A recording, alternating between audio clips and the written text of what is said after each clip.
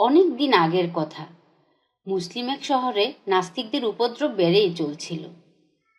একবার একদল নাস্তিক ও তাদের নেতা একজন বিখ্যাত মুসলিম ইমামের সাথে বিতর্ক অনুষ্ঠানের জন্য আহ্বান জানালেন। যদিও মুসলিম ইমাম বিতর্ক করার ব্যাপারে খুব বেশি আগ্রহী ছিলেন না, তারপরও তিনি রাজি হলেন।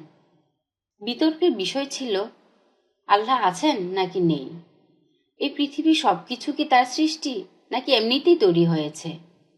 অনুষ্ঠানের দিন সবাই নির্ধারিত সময়ে উপস্থিত, শুধুমাত্র মুসলিমদের নেতা সেই ইমাম বাদে। সকলেই অপেক্ষা করছেন তার জন্য। তার বাসা ছিল নদীর ওপারে। একদিকে নাস্তিকরা মনে মনে খুশি হতে লাগলো, অন্যদিকে মুসলিমরা লজ্জাবোধ করছিল। অনেকেই ধরে নিলেন তিনি হয়তো আর আসবেন না, পরাজয়ের ভয়ে। একটি সময় সকলে সিদ্ধান্ত নিল যে অনুষ্ঠান শেষ করে দিতে হবে। ঠিক তখনই তিনি উপস্থিত হলেন। সকলেই তার নিকট জিজ্ঞাসা করল, কি কারণে আপনার আসতে এত দেরি হলো? তিনি একটু চুপ থেকে বললেন, আজ এক অবাক করার মতো ঘটনা ঘটেছে, যা সত্যিই অবিশ্বাস্য, আর এই কারণে আমার আসতে দেরি হয়ে গেল। সকলেই ঘটনা সম্পর্কে জানতে চাইল। তিনি বললেন, আমার ধারণা তোমরা এই ঘটনা শোনার পর আমার কথা বিশ্বাস করবে না, অথবা আমাকে পাগল বলবে। এজন্য আমি এই ঘটনা এ সমাবেশে বলতে চাই না। নাস্তিকদের দলনেতা বললেন, আপনার মতো একজন বিজ্ঞ ব্যক্তি কখনো এমন কোনো কথা বলবে না যার কোনো গ্রহণযোগ্যতা নেই। নাস্তিক নেতা তাকে অনুরোধ করলেন ঘটনাটি সকলের সামনে বলতে। তার অনুরোধে মুসলিম ইমাম বলতে শুরু করলেন, আপনারা জানেন আমার বাড়ি নদীর ওপারে। আজ বাড়ি হতে বের হয়ে যখন নদীর ঘাটে পৌঁছেছি, তখন দেখি নদীতে কোনো নৌকা নেই, আশেপাশে কোনো লোকজনও নেই। আমি দীর্ঘক্ষণ অপেক্ষা করছি নৌকার জন্য। হঠাৎ বিকট আওয়াজ করে একটি গাছ মাটিতে পড়ে গেল। তারপর গাছটি ছোট ছোট টুকরো হতে শুরু করলো।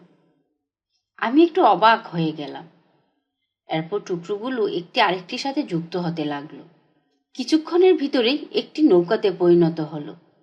অতঃপর নৌকাটি ধীরে ধীরে নদীর ঘাটের দিকে এগিয়ে এলো। আমি কিছুটা ভয় পেলাম।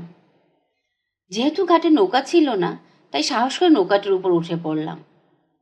নৌকাটি নিচ থেকে চলতে শুরু করলো আর আমাকে নদী পার করে দিল। আর এসব ঘটনা ঘটছিল অনেক সময় ধরে, যার কারণে আমার আসতে দেরি হয়ে গেল। নাস্তিকদের সকলেই হু হু করে হেসে উঠল। মুসলিমরা সবাই কানাকানি করতে লাগলো। নাস্তিকদের দলনেতা বলে উঠল, হে উপস্থিত লোক সকল, আপনাদের কি মনে হয় উনি কি একজন পাগল নন? কোনো নৌকা কি নিজে নিজে তৈরি হয়ে বিনা মাঝে মাল্লাতে নদী পার করে দিতে পারে? আসলে উনি স্রষ্টাতে বিশ্বাসী হয়ে পাগল হয়ে গেছেন। আপনারা কেউ ওনার কথায় বিশ্বাস করবেন না।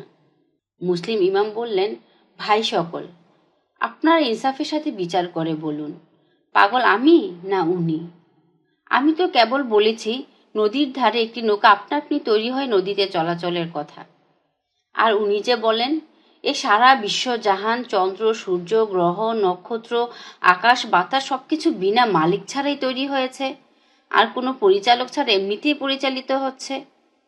তাহলে কি উনি আমার চাইতে বেশি বড় পাগল নন? সভায় উপস্থিত জনতা এমন যুক্তিযুক্ত জবাব শুনে ইমামকে সমর্থন করল এবং আল্লাহর বরত্ব চিন্তা করে মুসলিম হওয়ার জন্য শুকরিয়া আদায় করল।